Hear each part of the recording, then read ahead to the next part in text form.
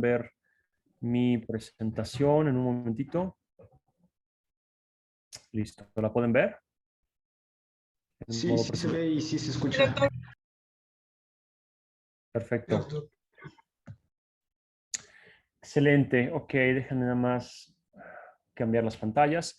Bueno, mucho gusto con todos. Disculpen el retraso que estamos terminando otras reuniones y déjenme les cuento que tienen, además de estar ustedes, tengo aquí una pequeña asistencia presencial, entonces estarán viendo que voy a voltear a ver a un grupo de pregrado y pasantes de investigación de la unidad coronaria. Entonces, bueno, aprovechamos ambas para que escuchen esta clase. Bueno, muchas gracias por la invitación. Me llamo Diego Araiza. Para mí es un gusto platicar de este tema porque verdaderamente me parece apasionante. La insuficiencia cardíaca es una enfermedad que frecuentemente vemos los cardiólogos y que tiene un pronóstico muy complicado, pero que afortunadamente ha crecido mucho en los últimos años y hemos tenido desarrollos importantes en el tratamiento y en el pronóstico de estos pacientes.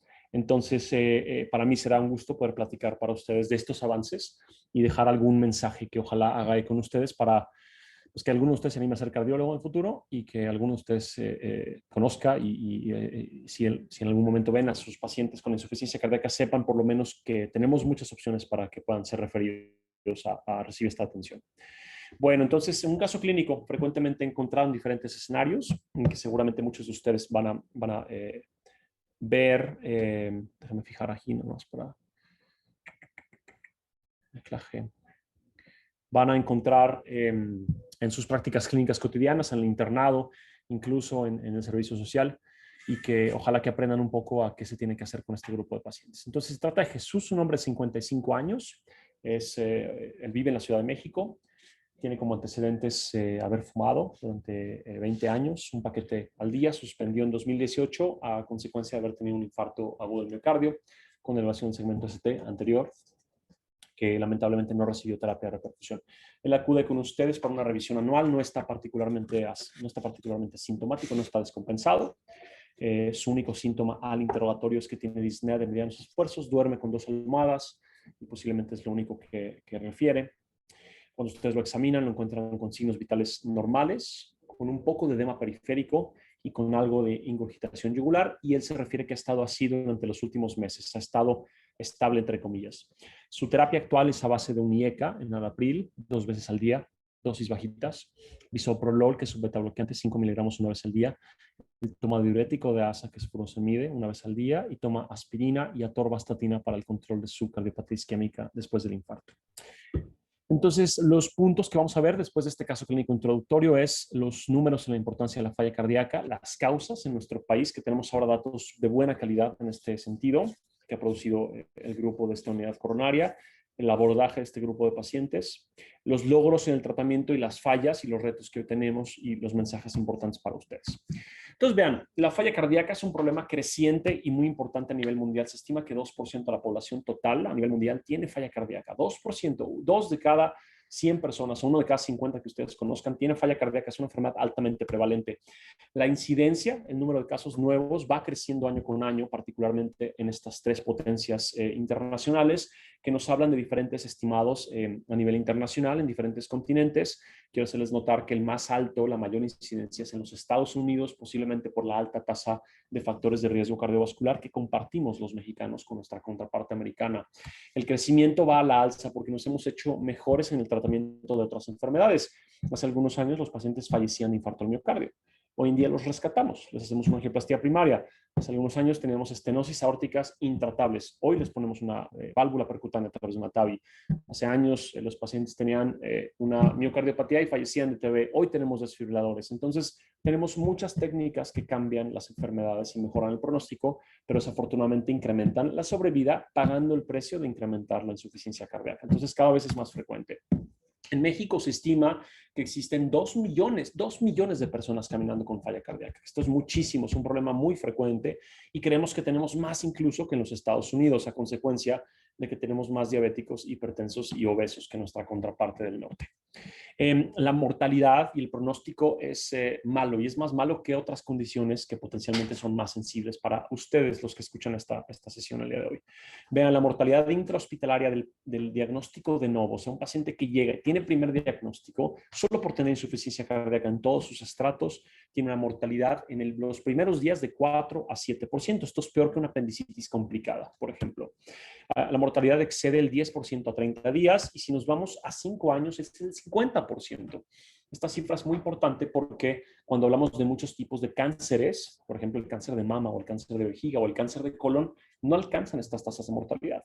Y sin embargo resultan diagnósticos más sensibles para los pacientes. Les decimos, usted tiene cáncer de colon, se nos viene el mundo arriba, ¿no? O más bien, se nos viene el mundo abajo. O tiene usted cáncer de mama. Bueno, déjenme compararles con cáncer de mama, un diagnóstico particularmente sensible en nuestro país. Vean a la izquierda las curvas de Kaplan-Meier. Quiero hacerles notar, esto es la sobrevida con el tiempo. Y vean cómo el fenotipo más agresivo de cáncer de mama, que es la línea demarcada en amarillo, tiene una mortalidad a 5 años de 22%. Una de cada 5 mujeres con cáncer de mama estará muerta a 5 años. La mortalidad de insuficiencia cardíaca es el doble. 2 de cada 5 estarán muertos, 37%. Y el impacto psicológico que tiene decir a un paciente, usted tiene cáncer, es mucho peor que decir tiene insuficiencia cardíaca, a pesar de que la mortalidad es el doble. Entonces nos hace falta mucha concientización a nivel poblacional. ¿Qué causa insuficiencia cardíaca en nuestro país? Es diferente a otros países. Eso es relevante y por eso saco este punto a colación. Les hago una pregunta que ojalá que reflexionen las personas que nos acompañan hoy en línea y que me gustaría que nuestros pasantes de investigación aquí presentes, que van a hacer su NARM en 367 días, me contesten. ¿Cuál es la primera causa de insuficiencia cardíaca en México? Miocardiopatía por Chagas, miocardiopatía diabética, cardiopatía isquémica, enfermedad valvular o después de quimioterapia y radioterapia. Isquémica, exactamente. La cardiopatía isquémica es la primera causa de insuficiencia cardíaca y tal vez eso es lo mismo en todas partes del mundo, pero lo interesante es que en nuestro país la segunda causa es muy diferente. Vean, este es un estudio muy grande que publicó nuestro grupo, el doctor González Pacheco y el grupo de la unidad coronaria del instituto, en donde 7,759 pacientes admitidos consecutivamente durante un periodo de fueron analizados para establecer sus fenotipos, causas y tratamiento. Y vean cómo claramente la insuficiencia cardíaca de tipo isquémico, la enfermedad arterial coronaria, es la etiología subyacente más frecuente, ocupando la mitad de los casos. Lo ocupa, que es la enfermedad valvular. Nuestros pacientes con estenosis aórtica, cardiopatía reumática, que muchos dicen ya no existe en México, al contrario, existen muy frecuentemente. ¿Me confirman? ¿Me escuchan bien? De momento se Conexión. escucha un poquito entrecortado, Si me pero podrían confirmar. sí, sí, se logra escuchar. Ok, déjenme ver si puedo arreglar un poco. Voy a relocalizar el celular. Estoy conectado a mi celular que tengo muy mal internet. Bueno, esperemos que me escuchen bien. Entonces, estas valvulopatías, desafortunadamente en nuestro país, por la falta de acceso a diagnóstico y a tratamiento, evolucionan a estadios terminales. Entonces, muchas veces vemos falla cardíaca de origen valvular como el segundo puesto. Y en tercer lugar, las miocardiopatías, incluyendo un amplio espectro, como por ejemplo dilatadas familiares o derivadas de alcohol. Bueno, ¿cómo se define insuficiencia cardíaca y cuáles son los mecanismos fisiopatológicos? Recientemente, hace menos de 6 meses, que tuvimos la publicación de esto, que es la definición universal de insuficiencia cardíaca, en donde más que una definición teórica se hace una definición operacional muy sencilla de seguir. Y esta definición ayuda mucho para médicos como los que nos escuchan hoy, que son médicos no precisamente especialistas en cardiología, en donde nos permite integrar el diagnóstico de forma un poquito más fácil. Y la definición hoy en día aceptada de forma internacional es un síndrome clínico, es decir, signos y síntomas de insuficiencia cardíaca como los que ustedes ya conocen, disnea, edema, disnea paroxística, ortopnea, derrame pleural, causados por una anomalía estructural, por ejemplo, un infarto o una miocardiopatía, o funcional, esto es importante también, un corazón estructuralmente normal pero que se relaja mal, o un corazón estructuralmente normal pero que tiene un bloqueo completo de rama izquierda y está descoordinado, o que tiene, por ejemplo, una taquicardiomiopatía, va todo el tiempo a 150 latidos por minuto. Estas causas generan insuficiencia cardíaca, ¿no?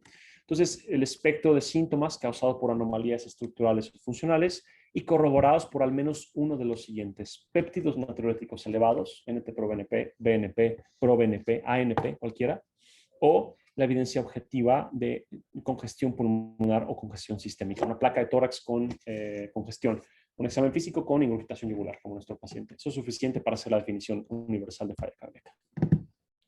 ¿Cómo es el mecanismo fisiopatológico? Esto es un tanto difícil de entender al inicio.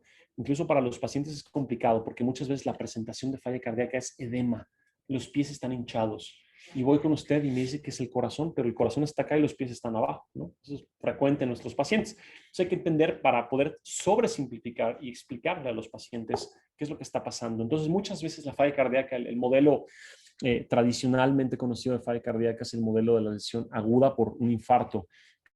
Existe una lesión que se lleva a una parte funcional o estructural del ventrículo y lo que genera la activación de ciertos mecanismos. Por ejemplo, un infarto que cobra el 25% de la masa miocárdica. El corazón pierde una parte funcional, deja de contraerse bien, el volumen al final de la sístole y al inicio de la sístole, el volumen sistólico disminuye y el gasto cardíaco entra en una etapa donde está un poco disminuido. Entonces existen mecanismos de compensación. Uno es el RAS, el sistema renin-angiotensina-aldosterona. Entonces, si ustedes se recuerdan, es el riñón, al recibir menos perfusión, retiene sodio y retiene agua, lo cual sirve para incrementar ligeramente la precarga del corazón y mejorar el volumen sistólico de forma transitoria. También existe una hiperactivación del sistema nervioso autónomo, un incremento en las catecolaminas circulantes, en la norepinefrina, en la adrenalina, lo cual incrementa la frecuencia cardíaca y lleva a un estado de incremento en las resistencias sistémicas, lo cual también favorece la perfusión. Estos dos al inicio compensan, pero a largo plazo son deleterios. Generan deposición de matriz extracelular, fibroblastos que llegan a reemplazar los miocitos que normalmente funcionan y en general un tema de fibrosis. También a largo plazo hay un cambio en el metabolismo energético de ser predominantemente anaeróbico el corazón a base de lactato y de cetonas y tal. Después pasa a ser un tanto más aeróbico, anormal esta situación.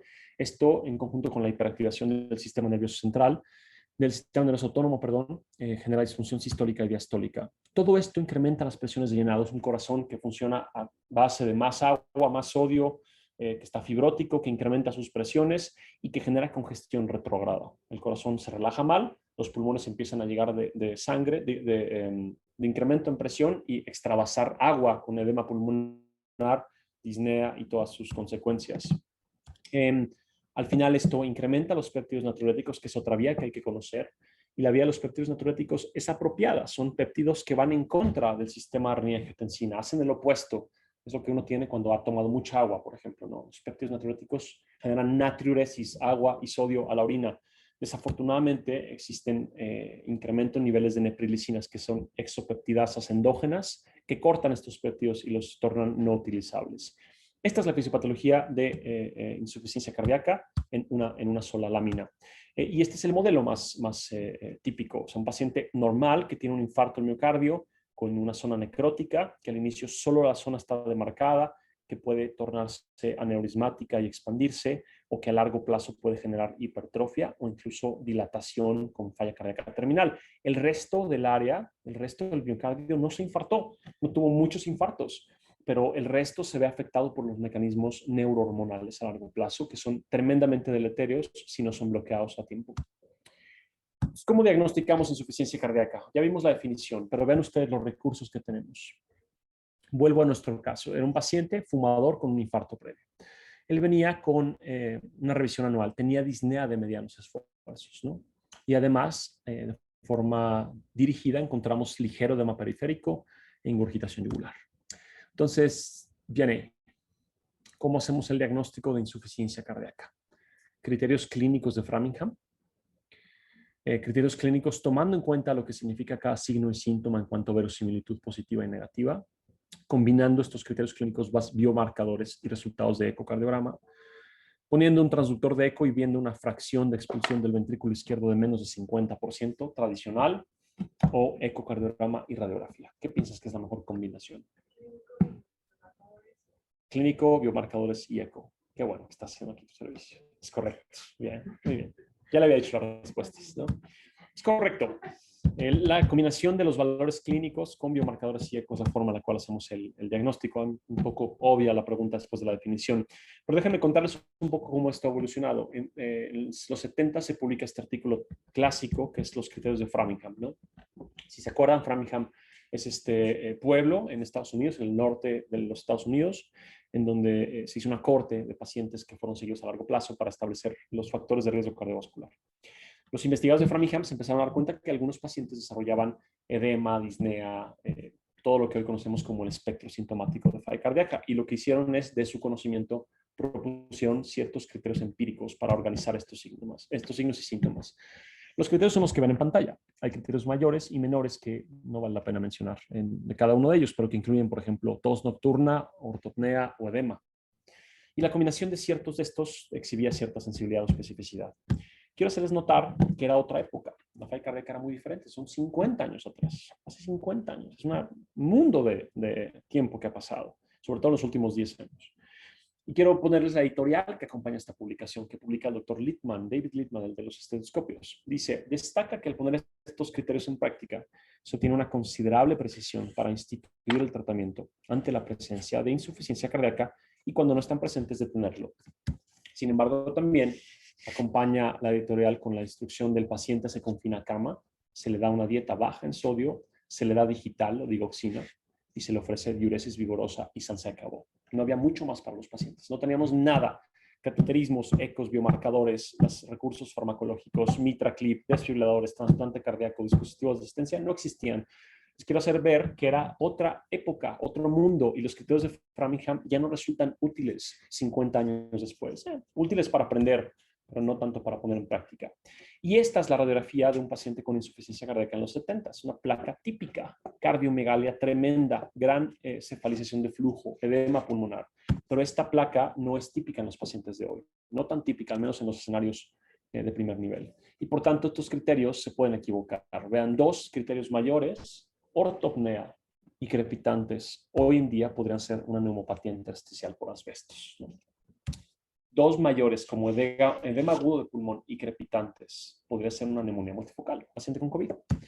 Un mayor y dos menores crepitantes, tos nocturna y un derrame pleural podría ser una bola, un cáncer de pulmón que le genera todos los síntomas. Resultan entonces insensibles, inespecíficos e insuficientes. Y hay que incorporar otras cosas para el diagnóstico de falla cardíaca. A mí me gusta mucho esto, que es el Rational Clinical Examination. De hecho, estamos investigando algo con dos estudiantes de la Escuela Superior de Medicina y de La Salle. Y, espérame, La Salle, la UP, de UP, perdón. Son parecidas, ¿no? De la UP. ¿Qué tanto verdaderamente las características de los síntomas ayudan al diagnóstico de insuficiencia cardíaca? Y vean, les voy a hacer el resumen. La historia de insuficiencia cardíaca o la historia de un infarto de miocardio modifican el índice de verosimilitud positivo. O sea, hacen más positivo o más frecuente el diagnóstico si un paciente viene con historia de falla cardíaca o si viene con historia de infarto. Los síntomas como disnea paroxística nocturna incrementan el índice de verosimilitud, pero lo hacen de forma muy sutil. Los síntomas son buenos, pero no tan buenos. Es lo que les quiero hacer saber. El examen físico también ayuda. Un tercer ruido, hoy escuchamos un tercer ruido en la mañana. Un tercer ruido, un reflujo patoyugular, una ingurgitación yugular son buenos hallazgos de examen físico que modifican adecuadamente el índice de verosimilitud. Se escapa el objetivo de la clase, pero para los que no sepan qué es índice de verosimilitud positivo o negativo, es momento de estudiarlo, ¿no? Entonces, el examen físico y la historia clínica, una historia previa de falla cardíaca, una historia previa de un infarto, los síntomas como disnea paroxística nocturna u ortopnea y un examen físico con tercer ruido, reflujo patoyugular o distensión venosa yugular son posiblemente los mejores hallazgos para el diagnóstico clínico.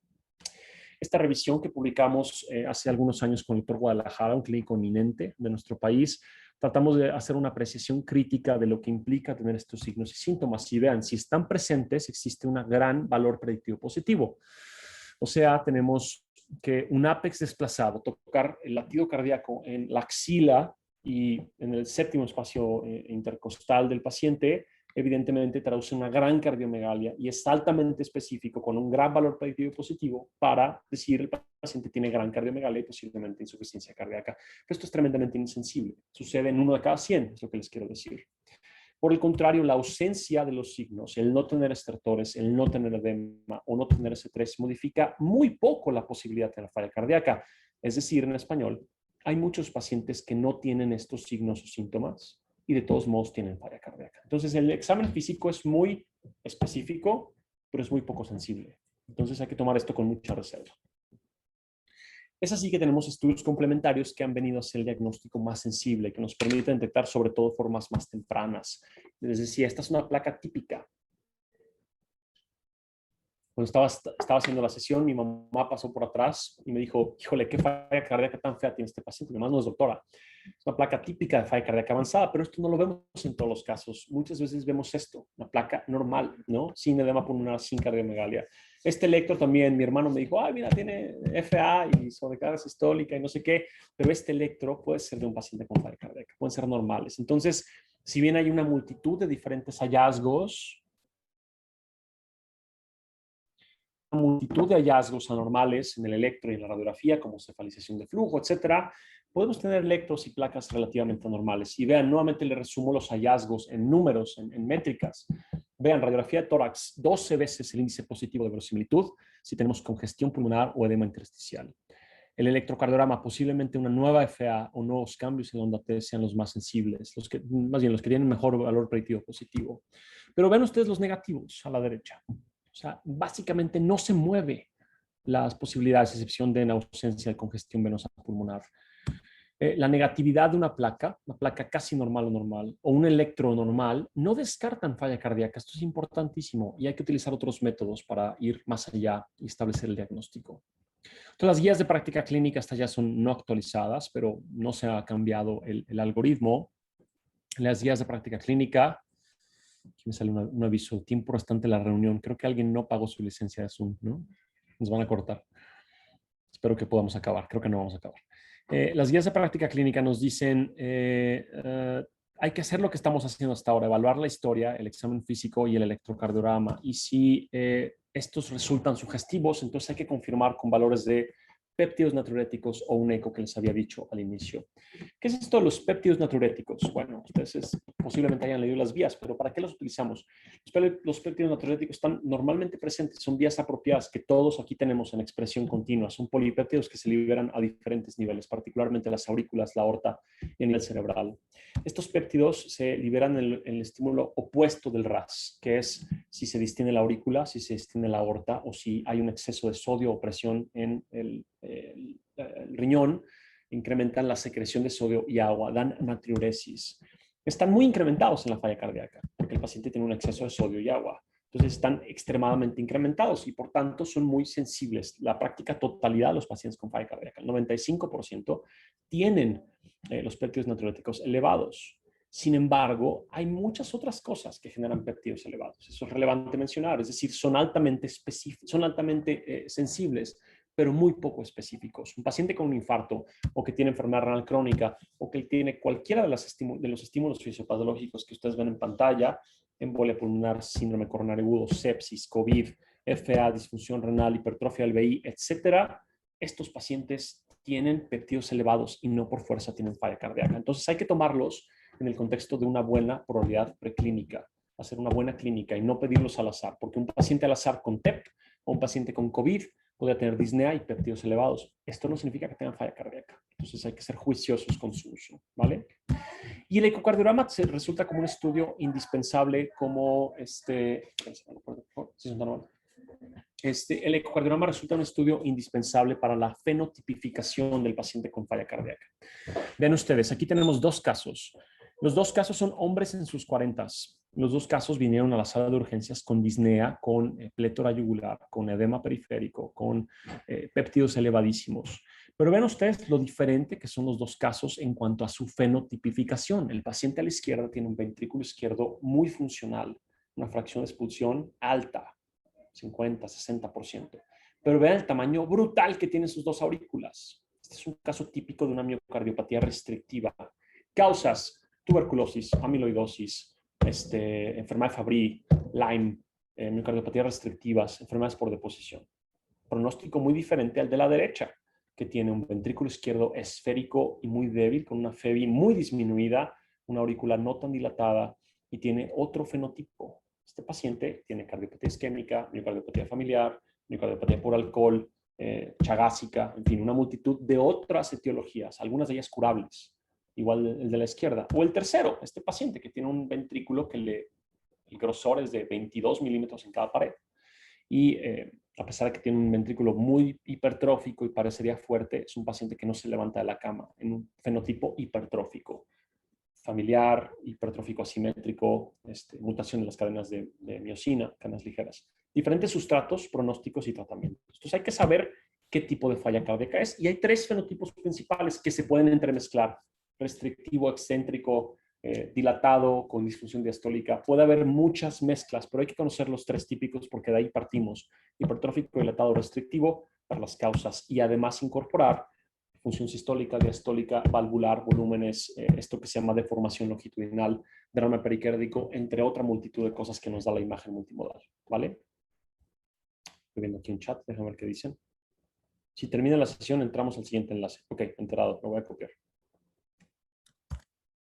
Les pido que me lo manden por correo, por si por algo no puedo entrar también, por favor, ¿vale? Entonces, tres fenotipos principales que se pueden solapar, ¿ok? Hoy en día clasificamos, es muy importante el eco porque además nos permite diferenciar algo que es la función sistólica. El grado de disfunción sistólica nos permite tres grados de disfunción y tres clasificaciones de la insuficiencia cardíaca. La insuficiencia cardíaca con FEBI reducida, menos de 40%.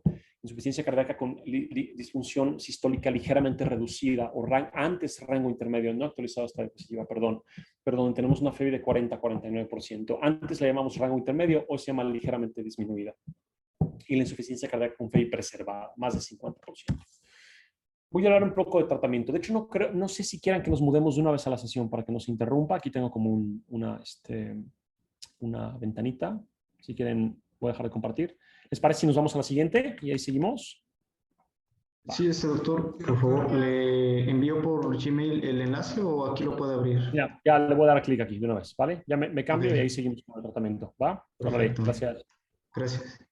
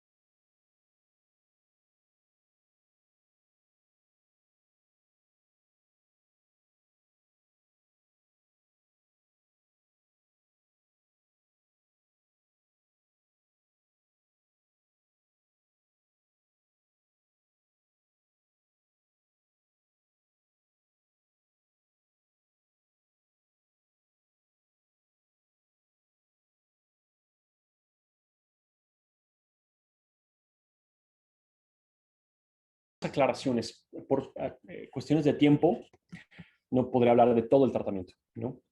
Entonces, los temas que quiero tocar para ustedes en cuanto a tratamiento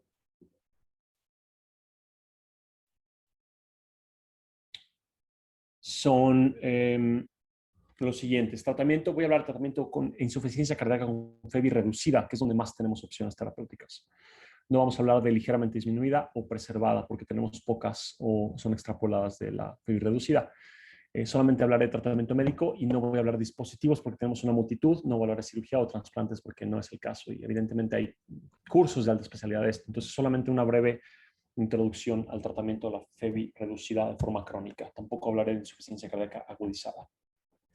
Entonces, esta es para Rox, que ya nos acompaña desde hace algunas semanas. Roxana es estudiante del Politécnico. Entonces, pregunta, ¿qué tratamientos mejoran el pronóstico mortalidad cardiovascular?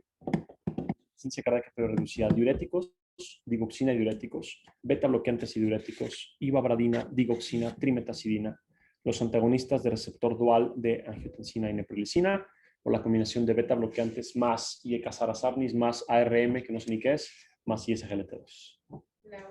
La última. La más larga suele ser la, ¿no? Muy bien, Rox, es correcta. Sí, son los 4 pilares, los 4 fantásticos del tratamiento de falla cardíaca. La cuarta es la buena. Ok, entonces vean ustedes la súper interesante historia que desde los 80s acá, sobre todo los 2000s acá, hemos tenido en estudios positivos, que han cambiado algo en el tratamiento de la falla cardíaca. Esta es una gráfica muy comprensiva que uno se puede tener a revisar en tema histórico. Vean, o sea, por ejemplo, el rojo es beta bloqueantes, el Meditate Chef, CIVIS, Copérnico, Seniors y Comet fueron estudios positivos todos para falla cardíaca. En azul oscuro tenemos a los beta bloqueantes, digo, a los ARAS, por ejemplo, ¿no? El SOLV, el Consensus, el Atlas, el CHARM. Tenemos en naranja los ARNIS, que de hecho hay 2 estudios más. En fin, tenemos una multitud de estudios que han demostrado papel en la insuficiencia cardíaca. Lo que es algo interesante, hay enfermedades que nunca lo demuestran. Por ejemplo, ahora en COVID hemos tenido muy poco, dexametasona, ¿no? Remdesivir, no mucho más, 2, 3 cosas, algún medicamento inhalado que se me escapa el nombre, y no mucho más, a pesar de que tenemos, digo, evidentemente tenemos 2 años investigándola de forma muy rápida. Las vacunas sería otra historia, porque hay muchas para COVID, ¿no? Pero hay muchas enfermedades que permanecen sin una curva ni siquiera parecida a esta. Y esta es para demostrar los grandes avances que hemos tenido a nivel internacional en estudios de fármacos y de dispositivos o cirugía. Entonces, si queremos recordar mecanismos fisiopatológicos y cómo es que se trata la insuficiencia cardíaca, ahora va la contraparte. Vean ustedes, tenemos diferentes grupos de fármacos que pueden actuar inhibiendo todas estas vías de compensación que resultan muy útiles después de un infarto, muy útiles para mantener vivo a alguien que tiene estenosis aórtica, pero muy deletéreas a largo plazo. Y hoy en día podemos modularlas, o neurobloquearlas, es lo que hablamos. Entonces, vean, la hiperactivación del RAS se puede bloquear muy fácilmente por un IECA o un ARA.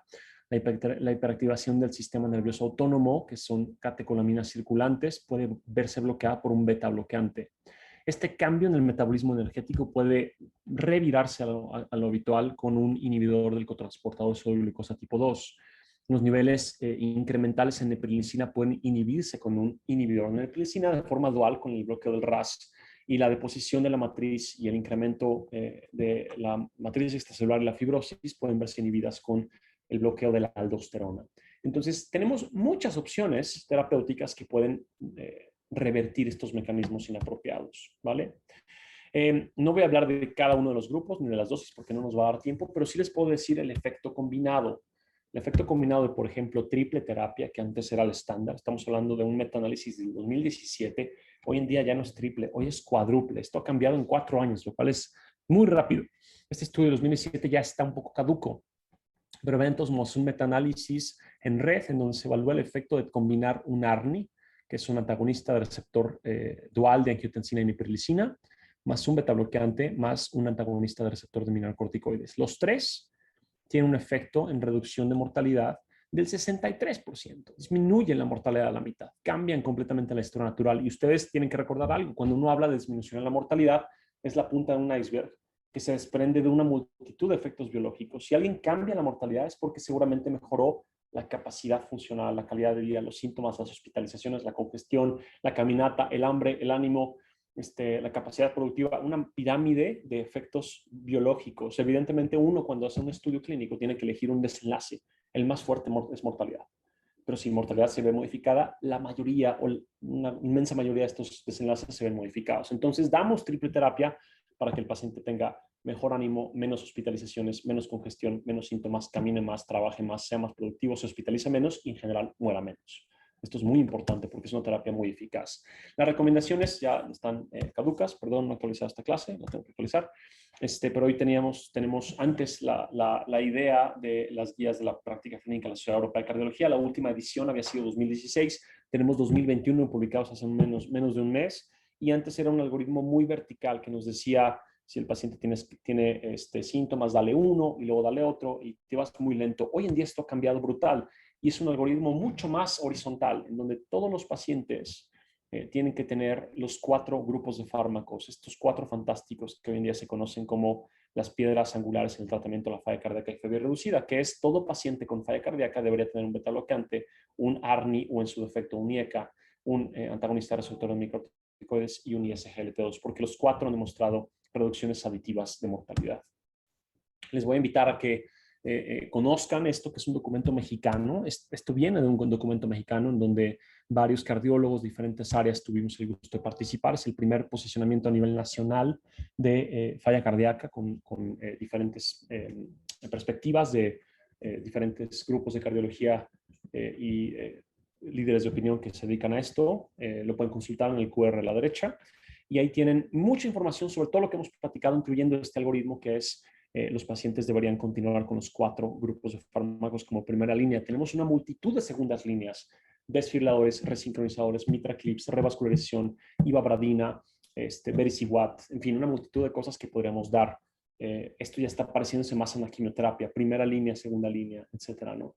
Pero la mayoría de los pacientes, el punto central de esto es la mayoría de los pacientes tendrán que tener 4 terapias por los 4 fármacos de primera línea. El problema que se van a enfrentar ustedes es que hemos fallado en que muchos pacientes hoy en día, en México incluido, no tienen estos fármacos. Vean estos datos que se desprenden de un registro de la vida real. Esto no es un estudio experimental, no es un ensayo clínico, es un registro. Voltearon a ver lo que se hizo en clínicas de insuficiencia cardíaca en los Estados Unidos.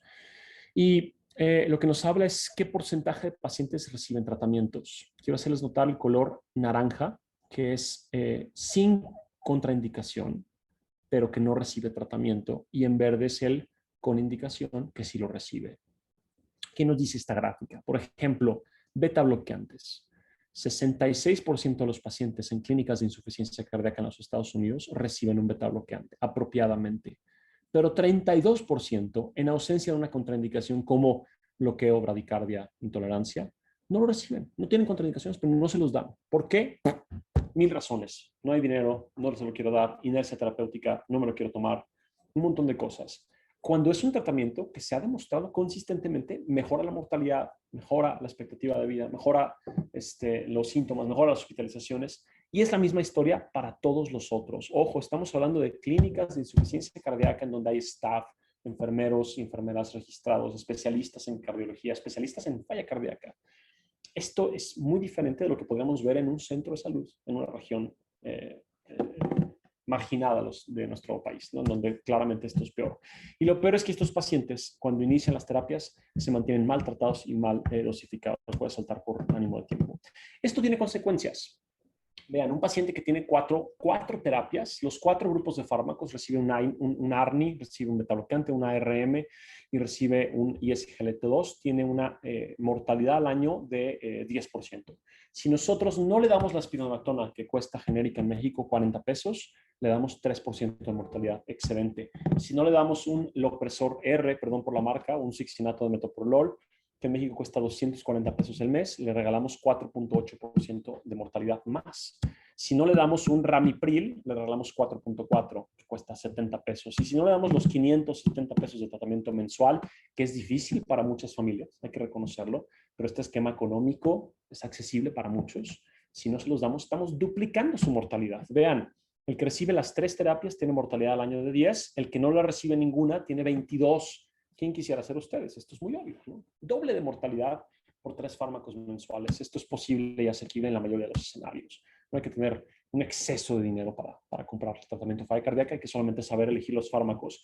Esto se trata de optimización del tratamiento, es un concepto que está surgiendo. Y hoy en día, si nosotros al esquema típico de un IECA y un betabloqueante agregamos la cuádruple terapia, podemos llevar a un paciente con una mortalidad que se acaba de hospitalizar de 35% al año a una mortalidad de menos de 10% si logramos la cuádruple terapia. Este es el cambio radical que se ofrece con la terapia médica óptima y la reducción es 25% absoluto de las intervenciones más eficaces que hay en medicina.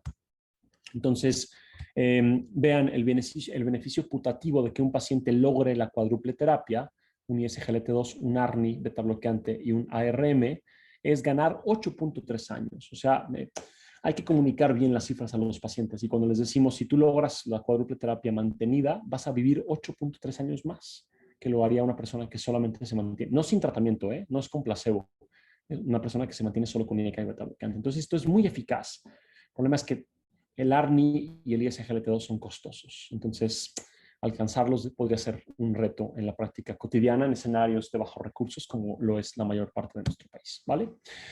Bueno, entonces ojalá que se hayan empapado un poco de estos conceptos básicos. A forma de conclusiones les digo, la falla cardíaca es una condición compleja, muy cambiante, que tiene un pronóstico mucho peor que otras enfermedades muy sensibles como es el cáncer. Hemos tenido grandísimos avances, ya les puse esta historia natural cambiada. Sin embargo, hemos fallado en llevar estos avances por muchas razones: inercia, falta de educación, falta de capacitación, falta de acceso a los tratamientos. El infratratamiento es frecuente en México y en el mundo, y esto se puede confundir que un paciente esté estable. O sea, ese paciente que vimos al inicio que tenía un poco de edema, que tenía engurgitación yugular, no estaba estable, tenía con solamente 2 terapias a dosis muy bajas. Él podría haberse beneficiado de cuádruple terapia a largo plazo y cambiar y ganar 8.3 años de vida. Entonces, la falla cardíaca no hay que considerarla como estable mientras no se ha llegado a terapia optimizada.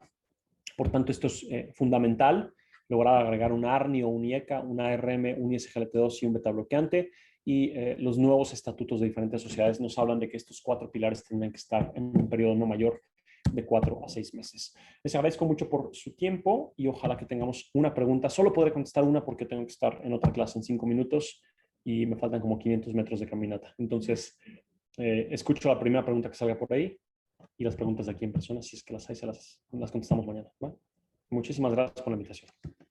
Gracias a usted, doctor. ¿Alguno tiene alguna pregunta? Si no, para que nos apuremos a darle la despedida al doctor y nos tomemos una fotito. ¿Tienen alguna pregunta? ¿No? Bueno, al parecer todo quedó muy claro. Muchas gracias, doctor.